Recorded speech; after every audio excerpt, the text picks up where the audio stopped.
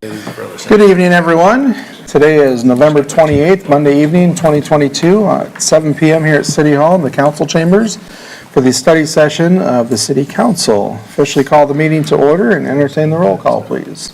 Beaufore. Here. Birgen. Here I am. Drenkow. Here. Kangas. Present. Meyers. Here. Rathe. Here. Schneider. Here. Excellent, and welcome back to Mr. Pentecost as our guest council member for the month for his last meeting. So, forward to that. Moving to section C, Pledge of Allegiance, please. I pledge allegiance to the flag of the United States of America and to the republic for which it stands, one nation, under God, indivisible, with liberty and justice for all. Thank you, everyone. Brings us to section D, the approval of the agenda. Entertain a motion to do so. I'll move approval of the agenda as presented. Second. Motion by Birgen, second by Rathe. Council discussion, if any. Hearing none, all in favor, say aye. Aye. Opposed, the same sign. Motion carries. Brings us to section E, public comments for items not on the agenda. Please limit your comments to 5 minutes unless additional time is granted by the presiding officer.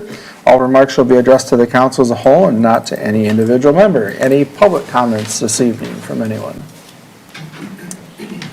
All right, seeing nobody rise, we'll move forward to section F, the study session calendar. Item number 1 is the presentation for the Salvation Army by Ms. Sarah Turner.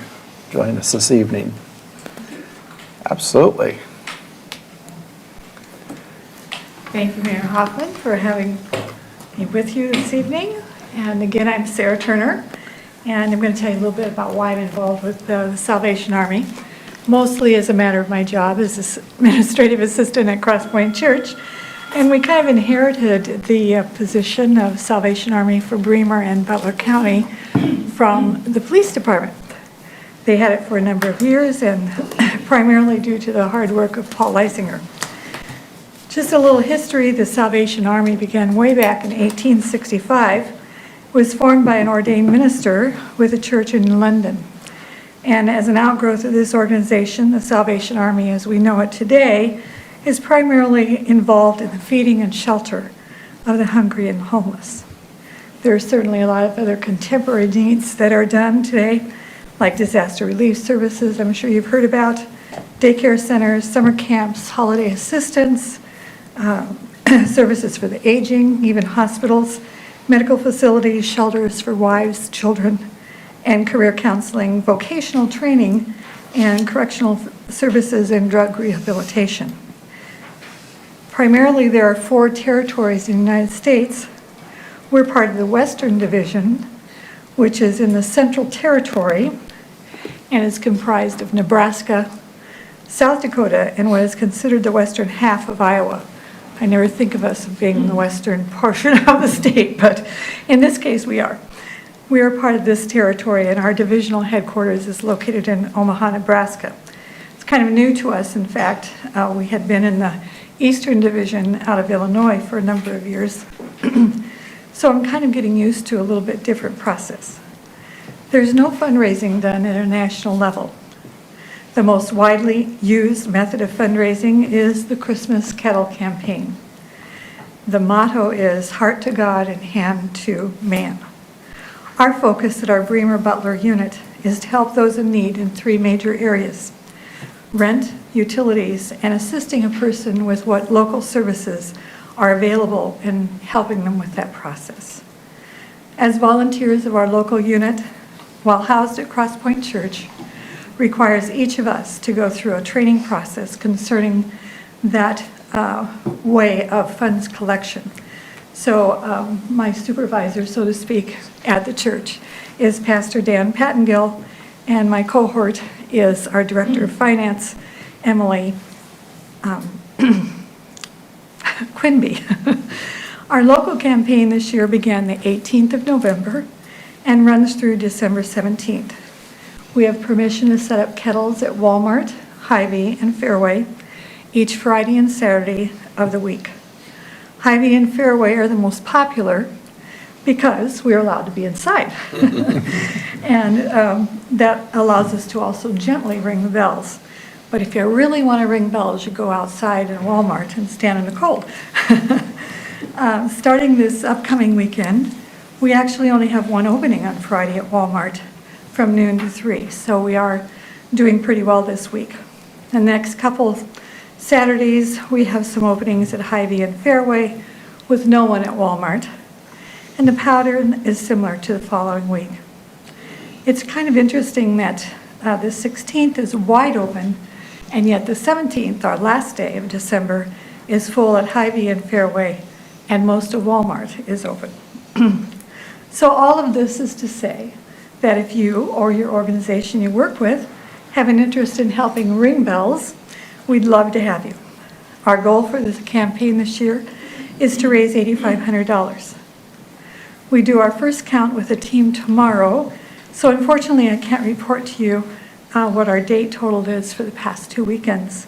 However, I can tell you that we currently have about $800 in the bank to add to the campaign that's come in over this year's time. So do you have any questions for me? Make it short and sweet. I have a question. Yes. So how do people connect with your services? Or how do you get your referrals typically? You know, they really come in a variety of ways, although I will say most of it comes through Northeast Iowa Community Action, sometimes United Way as well. Otherwise, it just kind of, St. Mary's Church has a very active part of that because of the Ministerial Association monies are handled by St. Mary's, so we work very closely together as well. So that's kind of, you know, it's kind of comes that way through those sources. Thank you, that's a great question. I just want to say thank you to you for coming tonight, but also thank you to, you know, Walmart, Fairway, and Hy-Vee, you know, publicly for allowing those bell ringers to be Yes. there and you know, offer a means for people to donate. And for me in particular, you know, I give, and then I don't have to feel guilty the rest of the time that I walk by the bell ringer, the rest of the time. So I give early, and you can proudly say I gave before. Right. So certainly there's lots of outlets for people to give to lots of different organizations Yes. or entities. And I always feel that we should give where we feel it's best appropriate and that they're going to use the funds wisely. And I think Salvation Army is one of those avenues. So anything else? Probably should mention that, you know, when we run out of funds with Salvation Army, we actually have our own benevolence fund at the church that we continue to use to access some continuing funds throughout the year. Because our Salvation Army funds usually run out about August, September. Okay. So we have a few months to go before the end of the year and we get more. Okay. So the need is there. So It is. Thank you so much. Thank you, Ms. Turner. You're welcome. Moves us to item number 2, the Leisure Services Commission Annual Report to the Council. And I see that we've got Mr. Solheim to join us this evening. All right, good evening, everyone. As Mayor Hoffman said, I do have the chair of the Leisure Services Commission with us this evening, Derek Solheim. And then Public Grounds Superintendent Paul Chaville is also here. So if you have any questions for myself, Paul, Derek, whatever questions you have at the end, or you can stop us right in the middle and we'll answer the questions then as well. Yeah, we'll take care of you. So I'll turn it over to Derek and we'll get the presentation started. Good evening.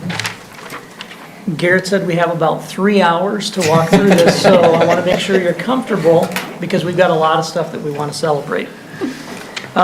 As Garrett said, my name is Derek Solheim. I've had the pleasure of serving on the Leisure Services Commission now for 4 years?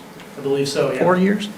And we meet every Thursday, every third Thursday of the month, here in the council chambers. So when we think about the mission of Leisure Services, it's really about how do we create an environment that makes the community stronger. When we think about sort of the functions within Leisure Services, the one that stands out a lot of times to the community is the park system. And when I think of the park system, a couple of things come to mind. Our parks promote wellness in the community, which is something that you as council members have lifted up over and over. We provide opportunities for clean air for our environment, which is an important element. It also provides a face-to-face meeting space that sometimes gets lost, right, in our technology-driven world. So I think when we think about our park system, those are some of the pieces. It also, I think, when well-designed, provides a space that gets kids active and not just with your thumb and all the other technology stuff. And then the final piece, I think, that's really important is that it includes play options that are inclusive to our community. And I think we're leaning into that, and we have an opportunity to even be stronger in that moving forward. Now, the next slide is going to show some of the members of the commission. And what I really like about our current makeup is they are different users of sort of all the functions within leisure services. And what it does is it leads to some robust conversations that I think where we can agree and we can disagree, and in the end, we're trying to create something that's best for the whole community. If you think about some of the responsibilities on the screen, you can see, parks and pools and civic centers and dog parks. The one that people may not know is sort of the right-of-way work, how we maintain the right-of-ways for the community. And when we think about the advisory roles, and Garrett, we have the next slide, there's really three things on this slide. We help recommend a budget, we recommend appropriate establishment of fees, and then we talk about policies that will sort of regulate or help control that process. In addition, we also work with Garrett and his staff to make recommendations to you all on long-term capital projects, which we've seen over and over. And then finally, I think our role is much like our friend Travis here in his work with the chamber, it's to promote the community, and it's to promote leisure services and the activities that result from their work for the community. Now, the next slide, when you look at this, I think it's a good example of what's happening in the world of work right now. And you can see we have some long-term employees, we have a few sort of in between, and we have a lot of new folks that are coming in. And I think, as you all know, and as I know from the line of work I'm in, it's challenging to find employees. And I think it says a lot when we have folks like Garrett and Paul who have committed themselves to serving this community. And that's something that I think we should celebrate. So again, I'd just like to especially thank all of these members for the work that they do. Oftentimes unsung, you may not hear about it, but that's an important part of their work. The next slide shows a picture of the leisure services team, including some members of the golf course pro staff. Now, when we think about accomplishments, we can sort of go through, if you recall back to my opening slide, when we talked about some of the accomplishments and some of the pieces that happened, we think of the 105 trees that were planted in our community by the middle school. And what I love about my chance to work with Garrett and his team is the private-public partnerships that exist. And I know you all see this over and over in all your work, but I think that's something that's special about Waverly. People want to be a part of the process, and that I think is something that's really important. When we think of some of the work that's happening right now, I think of the work of MSA. And of course, you can go to Waverly Planning, alloneword.com, and look at the drafts and all the different iterations, the community feedback pieces there. That's a piece that I'm particularly excited about moving forward. What is that going to look like for our community? Another one of the accomplishments, and I think, what's the word I'm searching for here? Sort of a thank you to you all for your work on Cedar River ballparks. Because I think that's again another example of the great public-private partnerships that have existed here. And it's exciting that the vertical infrastructure is happening and that we're going to be playing ball on those things coming shortly. So, in addition, let's see here. The other part, Garrett, will you jump ahead to the next slide?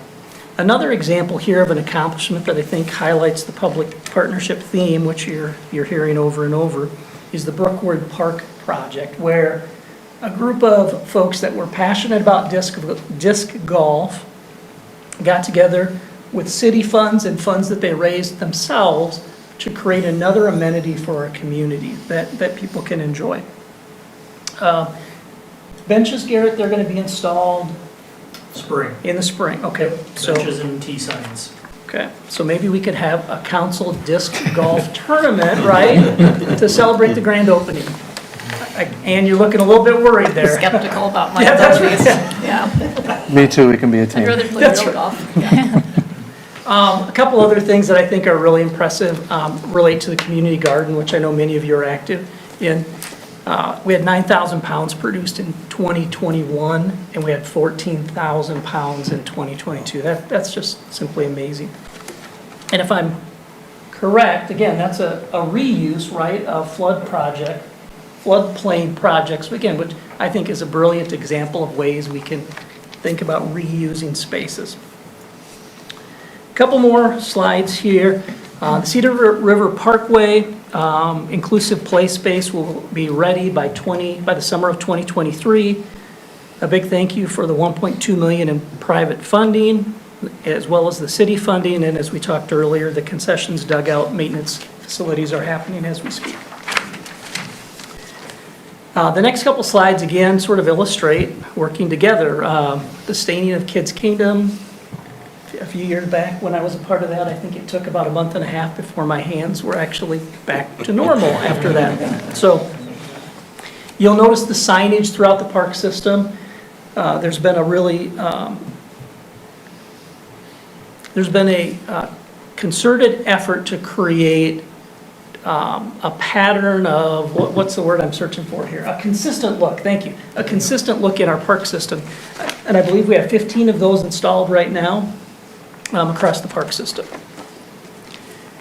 And then this is my personal favorite, is this South Riverside Pavilion and Plaza is just simply beautiful. And I would encourage, I know you've all been there, but I would encourage you and community members to spend some time in that space, as it's just a beautiful asset to our community. Now, as we look forward, some of the challenges we face that we talked about earlier: how do we find quality seasonal staff? How do we find quality full-time staff? You know, those are challenges that you all are facing in your businesses and your work here as well. We've had some changeover in staff, and so with that, it presents some opportunities and challenges that I think we have to face together. We think about increased fuel costs and vandalism and all those pieces, and of course, we got the slide fixed, right, Garrett, in the pool, so kids are happy. And then the final couple slides here really focus on the future, and that's finishing Phase 3 of Cedar River Park, beginning the Memorial Park project, and really looking at what that, I think that could be a gem. And then designing a new pool, plotting Harlington Cemetery. So there's lots of things that we have to look forward to. So I would just like to say thanks for the opportunity to serve the community in this small fashion. And again, we have a dedicated group of employees and commission members. So any questions?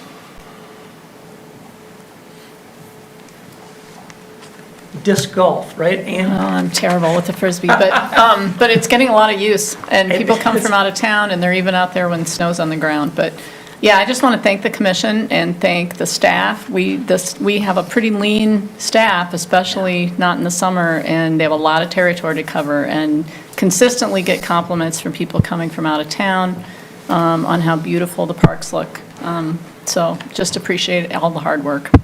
well, I didn't say this, but I appreciate Councilmember Birgen attending all the sessions and actually providing some pretty strong input that helps guide our work. So it's much appreciated. Thank you all. Thank you, sir. Anything from Paul? No? Okay. Just wanted to make sure I didn't want you to be left out. Brings us to section 3, Airport Commission Annual Report to Council. Mr. Hanson joins us this evening, I see back there.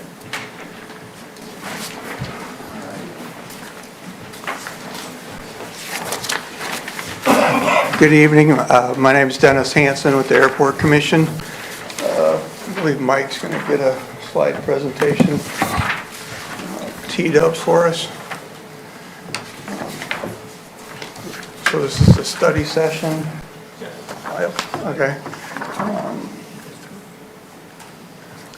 Our meetings are the second Thursday of the month out at the airport at 7 p.m.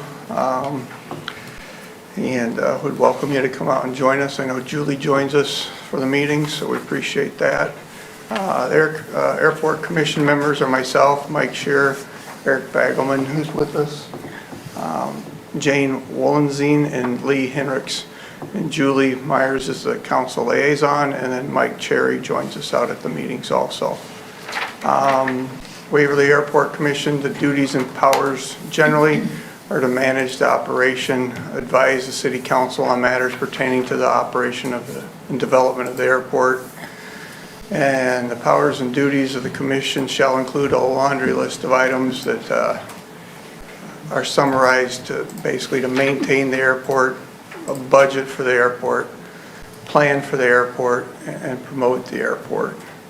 Over probably the last 24, 25 years, the cost to the taxpayers of Waverly has gone down significantly from about 15 cents per $1,000 value on a house or property down to what we project to be about 2 cents. So very modest. The airport manager is Waverly Air Services, and the fixed-based operator is Schneider Aircraft Services. The airport manager oversees the airport if there's things that need to be taken care of maintenance-wise. And then the fixed-based operator, they manage if people need fuel, maintenance on their planes, those types of things. So we've split it out into two separate contracts, one to manage the airport and one to operate the fixed-based operator. Both are with the same individual, Irv Sweeter, but they're broken out into two separate contracts. Aircraft maintenance is done by Sweeter Aircraft Services. There's a nice picture of a Cessna 340A twin engine. It's one of the planes Irv's worked on. He's quite well known for working on these types of Cessnas. They're cabin class pressurized planes, and they do both engine overhauls, maintenance, but then Clint Sweeter, his son, also operates the avionics shop, and they have quite the business out there. I think talking with Clint earlier last month or so, they were booked out almost to through fall of next year for avionics upgrades for aircraft. Aircraft operations, we have business that comes in, flight training. I think when I was out there last, we had 5 or 6 people. When you first solo the plane, they'll put your picture up on the bulletin board. So we had 5 or 6 new solos out there recently. During ag season, from about the middle of July through the middle of August, we got till end of August. They spray crops, bring in spray planes that helps the farmers. With the spray operations being able to locate out of the Waverly Airport, it cuts down dramatically on the cost to the farmer as opposed to having to come from Iowa Falls or Old Wine or such. So that really helps out. And then recreational flying also. There's a picture of the airport out on the tarmac looking at the hangars with different airplanes there. There's some of the spray plane operations, a couple of ag tractors. And the military comes up. They like to use our airport for practice out of Waterloo.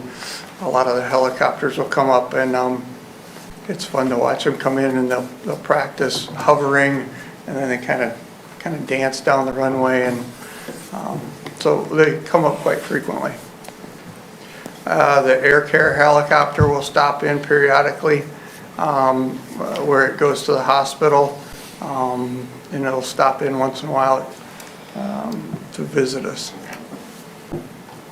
We also have the Young Eagles program that comes up annually in the in August, where we invite young wannabe pilots to come out. They can learn about airplanes, aerodynamics, and they get to go up for a plane ride each time they come out. So they do that, I believe, in the middle of August, after the spray season's pretty much done. We also have the fly-in breakfast with the Lions Club in July. That has a wonderful turnout. There's a picture of it. I usually go out there and it's a good breakfast, pancakes, sausage, and you get to look at all kinds of airplanes. So how could you not want to? Past projects. Most recently, we replaced the security cameras out there.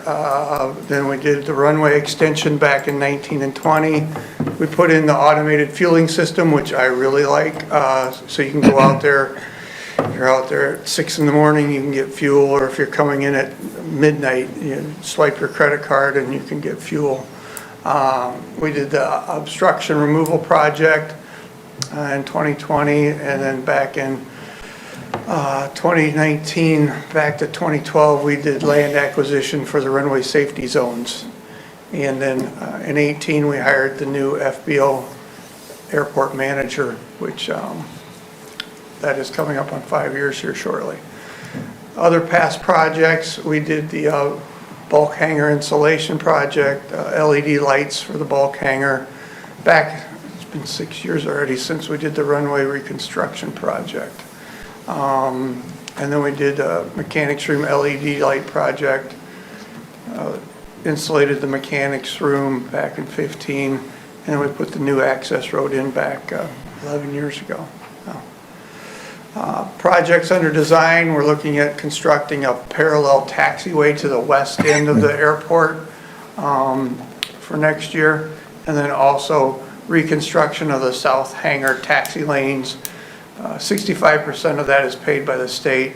90% of the partial parallel taxiway is paid by the feds. Projected new projects, we're looking at reconstructing the north hangar taxi lane, maybe in 2024. And then farther down the line, the apron rehab and expansion, looking at updating the master plan, and then constructing new T hangars. Most of those would be federal projects, with the taxi lane hopefully being a state project. This is kind of a picture of the current runway and the hangars. The red is what we're looking at adding to. You can see the taxi lane up there over to the left part of the taxi lane connector, and then the hangars, resurfacing those, and then off to the right with the little T's over there, that would be the expansion of the apron. This is some pictures of the south taxi laneway. You can see where we've got water buildup, cracking in the asphalt, and the necessity for it to be reconstructed, replaced, which is scheduled for next year. And this kind of gives you a high view of where if we're going to build new hangars, new T hangars, they would go over there in that field out there to the southwest section of the airport property. Tasks to be completed. So November next year is when the airport manager and FBO agreements are up for renewal. So we'll be working on that starting this spring. And then March of 2024, the new 5-year on-call consultant agreement with the engineering firms. We'll be going through that review process. That's all I have for a quick update. Very happy with how the airport's being run. I think Irv is doing a wonderful job out there managing it. It's very clean, well represented. So very happy. Does anybody have any questions? What's that? Oh, this one? Oh, everybody's got one? Yeah. Yep. Oh, you got some too, thanks. This is a study that was done by the Iowa DOT for their 2022 Aviation Economic Impact Report. Kind of gives you an idea of the economic impact of the airport for our community, which is about $3 million total annual economic activity, 7 on airport jobs, 27 job impacts, 2,600 annual visitors to the airport. So it kind of gives you a brief synopsis of that. If you want to, you can go out and if you Google Iowa DOT Aviation, it'll take you to their webpage. You can pull up the full report. It's 200 pages. It'll cure insomnia. I skimmed through it. It's interesting. It shows the different economic benefits to the different airports and how they break it down between the jobs and economic activity. And so they do that periodically. I don't know if it's every 5 or 10 years they update that report. Yeah. Does then if you Waverly flip it over- does Waverly have a 3-letter abbreviation? Like, C25. Yeah, Charlie 25. okay, nothing like WAV or something, no, not like Wave or something. So on the smaller airports like Waverly, they'll usually identify it with a letter and then a couple of numbers. Okay.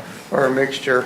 And then if you get into like the bigger airports like Waterloo is ALO, Cedar Rapids is CID, Right. Des Moines is DSM. Chicago's ORD, and Right. that's Fort Orchard, surprisingly. That's because that's what it was built out of. And Yeah. it just got named O'Hare after several years. Yeah, some of them. Eric, Some don't make sense whatsoever. But can you introduce yourself, Eric? Eric Bagman, I'm on the airport commission as well, so I'm the one that does all the minutes. So. The dynamic duo. So when the airport manager contract comes up for renewal, do you have to put that out publicly? Or can you just rehire Irv if you like the job he's doing? It has to be put out. It's Okay. put out publicly so people can make their presentations. Last time we put it out, we had 2 that applied. Well, and last time was when Sweeter got hired, when we Right. switched from the old to the new. Right. Sorry, no, the airport manager, we do not. The on-call services Oh. for the consultant, yes. we do. Yes. Oh, for the engineering? For the engineering, yes. Okay, there's but a- not for the For the FAO. airport manager, we don't have to put it out for bid. No, Okay. no. Okay. And it was, we ended up doing interviews this last time because we had been with the previous firm for a number of cycles. And so there was a feeling that let's see what level of interest is out there and I maybe believe we did a survey too of pilots and customer satisfaction customer survey. satisfaction survey Right. before we then decided to Right. entertain options. With the consultant, because they're working on FAA-funded projects, in order for them to be considered an on-call consultant, we have to go through a very formal advertising interview process in order to develop an on-call agreement. Yeah, those are fun. Yeah, they take a while. Yeah. Do you track takeoffs and landings, and if you do, has that remained fairly steady over the years? Right now, we're averaging about 2,170 since 2018. And it's Per year? broken down by. Is that yes, per year? And actually, depending on what November and December reports are, we could go over just 3,000. Okay. And that doesn't include somebody performing a touch and go, which they land the airplane on the runway and then power up and take off again and fly around the pattern, or the helicopters coming in from the military to do their practice. That doesn't get counted, so we're probably undercounting by how many we don't know. But we know that Irv has a breakdown for us for agriculture, training, business, and pleasure. And the numbers just have been going up steadily, probably for the last couple of years. We did see a drop when the runway was being repaired. And I think COVID, I think we saw a slight Yeah. drop as well. But then last year, I think we hit over 2,700. Okay. Plus even with rising fuel prices, it's still going up. Fuel is still one of the cheapest things you can put into anything, even at the prices, right? I'm sorry to tell everybody that, but it's,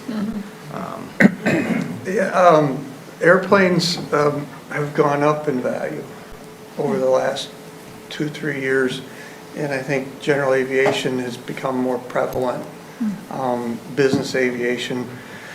I know, like, my wife flew to Albuquerque and went down, and she's supposed to come home on a Friday.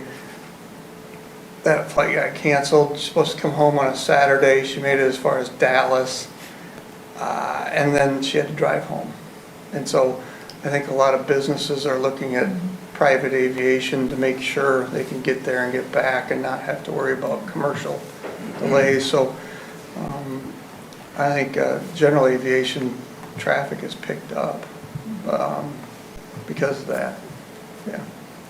So remind me, the fuel sales, to that, the FBO gets all of that, right? And takes care of and Yes. handles all of that, okay. Yeah, That's what I thought. he stocks the tank and then gets the revenue from it. he's got- We own the tanks. We own the tanks, he owns the pumps. Have we seen a considerable uptick since the credit card was installed there?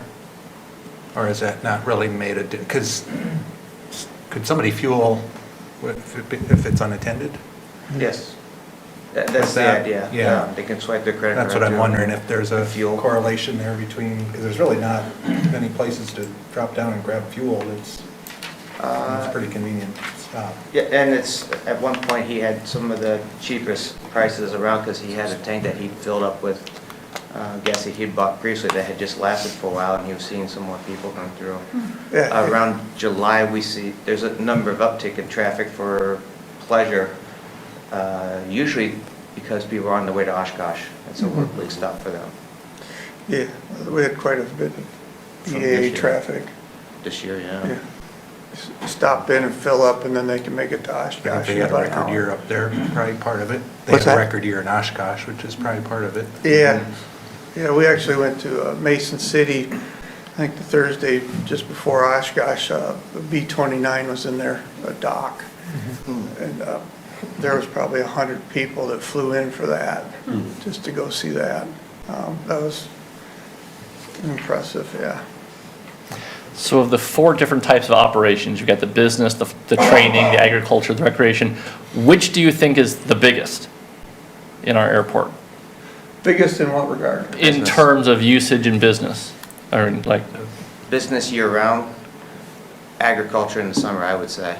Yeah. okay. Training just depends on what somebody wants to go do for lessons and stuff.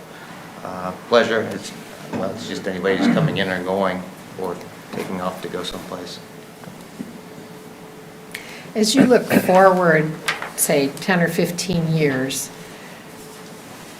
do you see any major changes other than what you've outlined here, which are primarily maintenance type, making sure we stay in good shape? Do you think that the airport will need to have any major changes in order to stay relevant and profitable for our community? Initially, my 2 things I would say, probably more hangar space. I think we're full now, and we had a waiting list, Yeah. but the waiting list is only as good as somebody's willing to put their money down and actually put an airplane in the hangar. But we know that some other areas have had issues with their other airport managers, and people have looked to leave and to come here. And I would say probably the next biggest thing would a north-south runway. Personally, I think if we had a north-south runway, we can avoid, we can do a better job of avoiding traffic taking off and going over the houses that are just east of the runway, which are probably the most complaints. You can keep all the traffic routed over the highway area where it's less congested with houses. And I think we'd give access to more aircraft that go elsewhere. Employers that have jet aircraft that come in they will go to Waterloo as opposed to here. And there's always the opportunity to recruit new businesses that are looking for an airport that can take their aircraft in and out of here. That would require longer runways? Firth is a good example of that because the runway here is still too short, not for the aircraft per se, but for the insurance requirements. Their insurance just says no, they won't allow it. So if something happens, it's on them at that point. Well, I'd like to give a shout out to Irvin Barb for opening up the airport. Is their allowance for, the events at EAA and, the Lions Club Pancake Breakfast that definitely supports, involvement in the community and the effort that they do to clean it's always kept clean, but the time and effort they put in to clean out the facility and make it even more presentable and usable for that. So on behalf of the Lions Club as a member, I say thank you in that regard. I'm also going to call out Mr. Tim Bush with Iowa Flight Training and hope he hears this, and looking forward to a ground school eventually. So Very nice. it would be. So I know there's some people that are interested in doing that in the community. So you can make a call to Tim and tell him the mayor said. So anything else? Thank you, gentlemen. Thank you.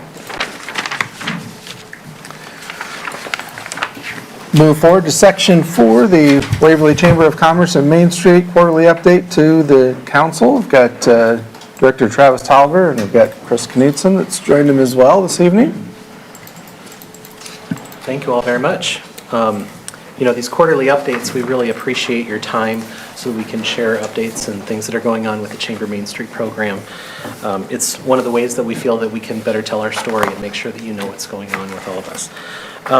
I'd also like to take the opportunity to especially thank Julie for being our council liaison. We so appreciate your feedback on all the things that are going on with the board and being that intermediary for us, so we really appreciate that. We don't want to take a lot of your time today, but I did want to just remind you, the last time that we spoke, I had presented sort of the strategic plan where that was at, and that we were beginning the implementation process for that.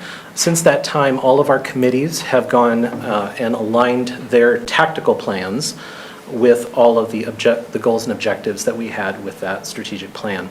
We also now have a shared document, so all of the committees, it's all laid out very succinctly so that we can see exactly what they're working on and the status of each one of those items, so that way we can see the progress that's happening, and any point in time we can always look at it as it's a shared document and a digital living document, which is something that I firmly believe a strategic plan is meant to be. It is meant to be a living document and not just sit on a shelf.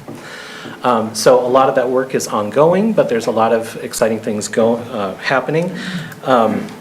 I did want to remind you of the 3 main goals that we do have in this strategic plan that gives us focus for the next 3 to 5 years.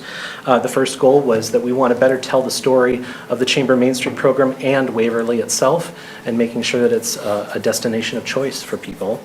And a couple updates related to that. We've now been adding some information on the website about the benefits or our Main Street Association.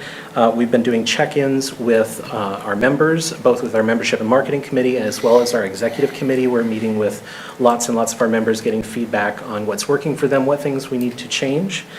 And also something I think that you might be of particular interest is that we've added a couple questions to our retail event surveys that are quantitative in nature. In the past, it was a little bit more qualitative and general numbers and figures. I really pushed us to try to think about how do we show more value. And in order to do that, that means that we do have to have good numbers to share. And that is part of telling our story. So we have added 2 questions on those retail event surveys, specifically about how much did you see an uptick in business because of this event that was put on by the Chamber Main Street program and all of our partners. And we've already implemented that, but and we've already gotten some good feedback, but that will be something that you will see in future dashboard updates that we'll be bringing to you, so that way you can hear directly from that survey from our members where they're seeing value. So I wanted to share that, and that's related to goal number 1. Goal number 2 had to deal with just making sure that our house is in order when it comes to our finances.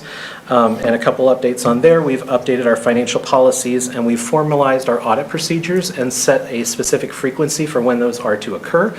That way, it should give us all a good sense of relief that we're doing what we should be doing, and double checking and making sure that outside people are looking at what we're doing as well and confirming that for us.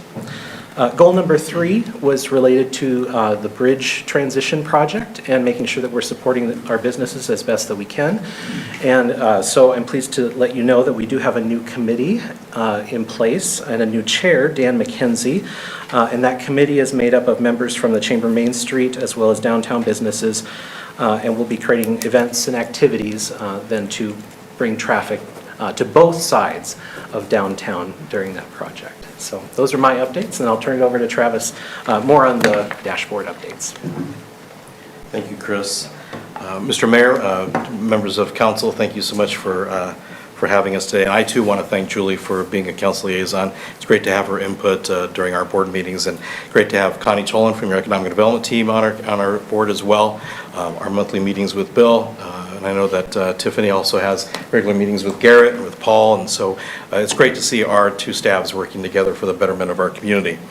Just to go through the dashboard real quick with you, you see we've added the 3 strategic goals on the top there to enhance awareness of the Chamber Main Street program, ensure long-term financial stability, and prepare and assist our downtown businesses for the bridge project. This is the third quarter, excuse me. New business members, we have 19. We've retained 234 businesses in our roster. We have 28 chamber champions or individual investors, and then we've also had 118 engaged business visits. And I just want to point out, I'm not going to go through the whole list, but since the last time you and I spoke, our quarter 3 projects or events that we had a learn over lunch that featured both Connie Tolan and Chris Knutson to talk about Waverly Welcome Home. And we invited a lot of folks from our businesses' HR departments to better understand that initiative and to help see that as a tool to be able to not only recruit new employees, but possibly other people as well to see Waverly as a destination for living, working, and playing. We had a fantastic Ladies' Night Out retail event earlier this fall. We followed that up by Fall Fest, which is the weekend before Oktoberfest. We had a great Waverly Connected networking event hosted by Fidelity Bank and Trust and All in Mentoring. And thank you to those of you who came to that. Also thanks to those who came to our Vines and Steins fundraiser at the Waverly Area Veterans Post. We had a great night and a record-breaking attendance, about 158, something like that, yeah. So we're really glad to have that event there at that facility. Our downtown trick-or-treat night recently, we saw 1,500 kids. We know that because we give out 1 piece of candy per kid. And I put the plus there because I'm sure there's some kids that we missed. But we had 1,500 and ran out. So it was a great night. A lot of families come out for that every year. It's a great way for our businesses to partake in a community celebration like that. And then finally, the holiday open house retail event that we just recently had in the first weekend. So far, sales have been good from our retailers from what we understand. We understand too that Black Friday as well as Small Business Saturday was well attended by patrons throughout Waverly. So thank you so much for those of you who shop local, and thank you to our businesses for doing such a great job with all of that. And just on a recent note, or a particular note with the Airport Commission, I sit on a board for a regional organization for chambers across 6 different Midwestern states. And before, we got to host the board retreat last month here in Waverly. I was excited to bring 15 of my colleagues from different states to Waverly to showcase our community. And I got an email from the chamber director in Brookings, South Dakota, who was married to a pilot and was going to pick up a couple of chamber directors on the way and fly into Waverly. Gave me the opportunity to go out to our awesome airport and pick them up, and then of course drop them back off when they left. And I talked to the pilot fiance, and he said this airport's one of the greatest airports we've landed in. And so that's just a feather in our cap of one of the many things that makes our community great. We have a lot of them, but the airport's certainly one of them, and I'm sure Bill can attest to that. It's a great accent to being able to recruit businesses as well. And say that we have an airport here will sometimes, push people over the edge. So it's a really nice treat to have. Can we answer any questions for you at this time? All right, you guys want to get out of here, and I don't blame you. So thank you so much for your time. Appreciate it. Thank you for yours. Move forward to Section G, reports from boards and commissions. Item 1 is the Board of Adjustment minutes of October 10th, 2022, received into the record. Brings us to Section H, staff updates. No staff updates, but I'll update council that we've been, of course, working on budget. We always like to send that out the day before Thanksgiving, just to kind of set the tone for the whole weekend. I don't think anybody looked at it, but they had it. So we are looking at January 28th to have our all-day fun and fact-filled day of budget for you guys. Thank you, Brian. Hopefully it's going to work in your schedules. You want to get out there early. The 21st was the other date, but if we can push it further out, we can then provide more information, because we're going to try and do a single day again, try and get through everything that we have. So January 28th, that is the day we've got right now. I worked with Valerie kind of back in with our multiple hearings we have to have and our date to get it finished, and that's kind of what we had is that window. So hopefully that'll work. I think it's all we have tonight, sir. All right. Move forward with city council comments. Mr. Birgen. So the first thing I want to talk about was my abstention on the county fair contract last week. So some of you, many of you may know that I have a hobby known as geocaching, and I serve on the Iowa Geocachers Organization Board of Directors. I'm the treasurer on that. And next year, Braemar County will be hosting the Iowa Geocachers Organization's annual event known as Hike and Seek, and it will actually be held at the Braemar County Fair grounds in the 4-H building. So I was personally motivated that that contract got renewed, so I felt it was probably best for me to abstain, since I did actually have a personal interest in how that contract turned out. So for those of you who are interested, the Hike and Seek will be September 16th of 2023. Warning you ahead of time that if you see a bunch of odd people wandering around town looking under lamp posts and looking in strange places, that they're here for fun. So I suppose that was thing number one.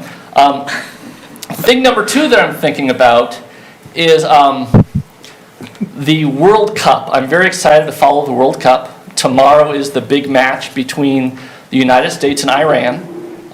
If the United States wins that match, they will make it to the elimination round. It's very exciting.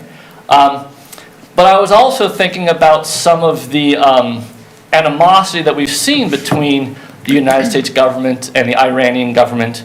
But at the same time, I think there's lots of camaraderie between the people. I mean, I think we see the protests in Iran for more freedom, the brave young women who are kind of standing up to the regime there. I think that the United States and the Iran, our people are kind of looking to bond, and I think that this soccer match is a great opportunity for that. In the same vein, I want to talk about Wartburg football. They won again last weekend, and we will be hosting Aurora University will be coming and playing the quarterfinals here at Wartburg next weekend at noon. This will be the first time that Wartburg has ever hosted the quarterfinals. So again, it's bringing a lot of visitors. So in that sense of camaraderie, we would like to be a welcoming community for when those out-of-towners come to see the game. I don't want to be so welcoming that they leave with a win, but we would still like for them to come and enjoy their visit. So kind of looking forward to that. And finally, anyone who'd like to discuss city council business, Wartburg football, geocaching, I will be at the beach house after city council tonight. Thank you, sir. Thank you for opening up about your abstainment, so. Ms. Beaufort, Well, I can't top any of that. oh, come on, try it. All right, Ms. Rathe. Nothing from me. Ms. Meyers? Nothing for me tonight. Mr. Schneider? Mr. Drenkow? I'm good. All right, Mr. Pentecost? I just want to thank Mayor Hoffman and you council members for letting me sit in and kind of peek behind the scenes this month. Sorry there wasn't anything that I really could add of value to any of our conversations, but I do really appreciate it. Thank you. Mr. Kangas? 1 o'clock tomorrow on Fox Sports. It's the World Cup game. So just anybody's curious about it, so. All right. I only had a couple things. We've had day after Thanksgiving / Black Friday. We've had Small Business Saturday. We've had Cyber Monday. Let's not forget with what Ms. Turner presented this evening, Giving Tuesday tomorrow. We have Salvation Army, we have United Way, we have lots of nonprofit organizations. If you're in the giving mood on Giving Tuesday, please partake. And then the other item is Mr. McGlaughlin was flashing around some orange cards that he's proudly given to Rich to give to the third shifters to pleasantly remind people that normally park on the snow routes in the off-season of snow removal, that that time is coming up when we have snow to not park on those. You'll get a pleasant warning even with no snow this go around if that's something you normally do. But then when the snow does fall, citations to follow. So just be aware of the snow routes. If you live on one, maybe moved into living on one, take notice and govern yourselves accordingly. So with that, I'll entertain a motion to adjourn. Make a motion to adjourn? Second. By Schneider and Kangas. All in favor, say aye. Aye. Opposed, the same sign. We are adjourned. Thank you, everyone.